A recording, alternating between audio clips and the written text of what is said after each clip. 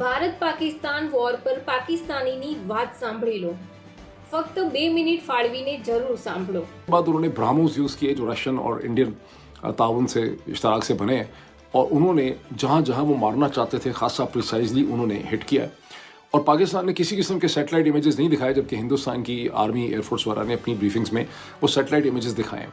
बहरहाल New York times did not rely upon दो satellite images. उन्होंने अपने सैटेलाइट इमेजेस लेके अपनी स्टोरी में दिखाए हैं, और वो मैंने देखे हैं बहुत गौर से. और सैटेलाइट इमेज दिखाते हैं कि बुल्हारी जो है, जहाँ F-16 होते हैं, जो कराची से कहते हैं कि 100 किलोमीटर 100 मील दूर है, वहाँ पर उन्होंने जिस हैंगर को निशाना बनाया, उन्होंने पहले का इमेज दिखाया है, हमले से पहले का और हमले के बाद का, और वो हैंगर का एक हिस्सा जो है बिल्कुल तबाह हो गया है. इसी तरह से उन्होंने नूर खान एयरबेस के ऊपर जो हमले हुए हैं वहाँ पे भी दिखाया है उन्होंने कि बिल्डिंग कैसे डैमेज हुई है. फिर उन्होंने जो रहीम यार खान में हमला है वो भी दिखाया. तो जहाँ जहाँ उन्होंने 3 या 4 इमेजेस उन्होंने दिखाए हैं जहाँ रनवेज जो हैं वो इंटरप्ट हो गई हैं, जबकि पाकिस्तान साइड से ना तो कोई दिखाए गए हैं सैटेलाइट इमेजेस. और फिर उन्होंने उधमपुर के एयरपोर्ट पर जहाँ पाकिस्तान ने कहा कि हमने सब कुछ डिस्ट्रॉय कर दिया है, सारे नाकारा बना दिए हैं, ये हमारी स्टेटमेंट थी, मैं भी दोहराता रहा हूँ पाकिस्तान के पीछे पीछे, वो उन्होंने दिखाया कि उधम एयरपोर्ट के पहले के इमेज और बाद के इमेज हैं 12-13 मई के, और उधम एयरपोर्ट को किसी किस्म का कोई नुकसान उसके रनवे को नहीं पहुंचा. अब इसका क्या मतलब है? इसका मतलब है कि पाकिस्तान ने जो मिसाइल मारे हैं उनका इम्पैक्ट नहीं हुआ, वो एक्यूरेट भी नहीं होंगे, और ये कंप्लेन पहले भी थी कि मिसाइल हमारे एक्यूरेट नहीं है, तो उससे कोई ख़ास नुकसान नहीं हुआ. अब ये वो बेसिकली सच है जिसको बोलने पे यहाँ पे हमारे यहाँ पर साइबर क्राइम के इल्ज़ाम जो है लग जाते हैं. इसकी बॉटम लाइन क्या है सारे एनालिसिस? इसकी बॉटम लाइन ये है कि हमें अमेरिका ने ये सीज़ फायर करके दिलाया है, हिंदुस्तान को उन्होंने धमकी लगाई है, हमने धमकी उनको कन्वे कर दी. जब हमने नेशनल कमांड अथॉरिटी की मीटिंग बुलाई, हमने उनको कन्वे भी कर दिया होगा कि जनाब हम तो बड़े सख्त अंडर प्रेशर हैं, हम न्यूक्लियर हो जाएंगे, क्योंकि हम डिनाई कर रहे हैं, लेकिन नज़र यही आ रहा है. और दूसरा उनको ट्रेड की धमकी थी.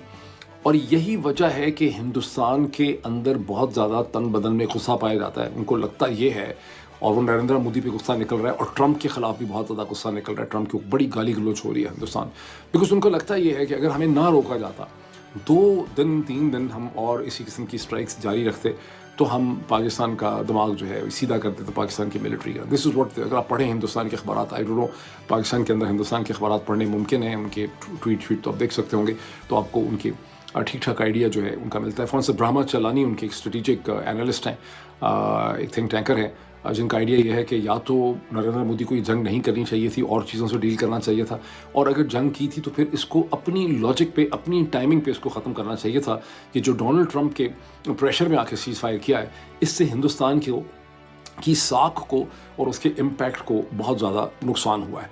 और अगर ये 48 घंटे में खुद भी इसको मैं देख रहा हूँ कि अगर ये जिस किस्म की एक्यूरेट स्ट्राइक्स उन्होंने की हैं हमारे एयर स्ट्रिप्स पे, अगर 48 घंटे तक और वो ये स्ट्राइक्स हर 6-6 8-8 घंटे के बाद करते रहते, तो बहुत कम हमारे पास ऐसे रनवेज रह जाते. और फिर ठीक है कि रनवेज को आप जल्दी रिपेयर भी कर लेते हैं, लेकिन हमारे लिए ठीक ठाक क्राइसिस खड़ा हो जाना था. और फिर हमने देखा कि हम प्रैक्टिस कर रहे थे कि हम मोटरवे से भी इस्लामाबाद लाहौर के दरमियान उड़ा सकते हैं, शायद पेशावर इस्लामाबाद को भी इस्तेमाल कर सकते होते, लेकिन तो क्या इंडिया के ब्राह्मोस मिसाइल्स जो हैं वो हमारी मोटरवेज पे भी जगह जगह शगाफ नहीं डाल सकते थे. तो I think it was a huge crisis for Pakistan, जिसमें अमेरिका ने और डोनाल्ड ट्रंप ने पाकिस्तान को इसमें से बेल आउट किया है. और इसमें से ये गलत मतलब अब नहीं निकालना चाहिए, और मेरा ख्याल है निकाल भी नहीं रहे होंगे. पब्लिक को बेवकूफ़ बनाने के लिए, फुद्दू बनाने के लिए और किस्म की कहानियाँ होती हैं. अंदर आपको हकीकत पता होती है कि आप बार बार अमेरिका को भी यूज़ नहीं कर सकेंगे, और ना ही आप बार बार न्यूक्लियर कार्ड जो है वो प्ले कर सकेंगे. इसका मतलब है कि बहुत देर तक हिंदुस्तान के अंदर कोई हमारे रिलेटेड जो है गंद नहीं होगा, कोई बड़ी चीज़ नहीं होगी. हाँ, अब वो खुद पैदा कर लें, अगर वो खुद को ही कल कोई चीज़ पैदा कर लें हमें ठोकने के लिए या सजा सुनाने के लिए, वो एक अलग चीज़ है. लेकिन मुझे लग रहा है कि हमारी साइड को अच्छी तरह से समझ आ गई है, वो कहानी और सुनाई जा रही है, असल हकीकत जो है वो और है. आई एम सॉरी टू से अगर आपके जज्बात को बहुत ठेस पहुँच रही है, लेकिन हकीकत को समझना जो है ना, यही साइबर क्राइम है. और हकीकत को समझना जो है वो बहुत ज़रूरी. हकीकतों को समझ के ज़िंदा रहें, इसी में आप सबका फ़ायदा है. अच्छा जी, आगे चलते हैं. ये भी माइंड में रख लें कि 1971 તો પણ પાકિસ્તાન શું જોઈને પોતાની જનતાને બેવકૂફ બનાવે છે?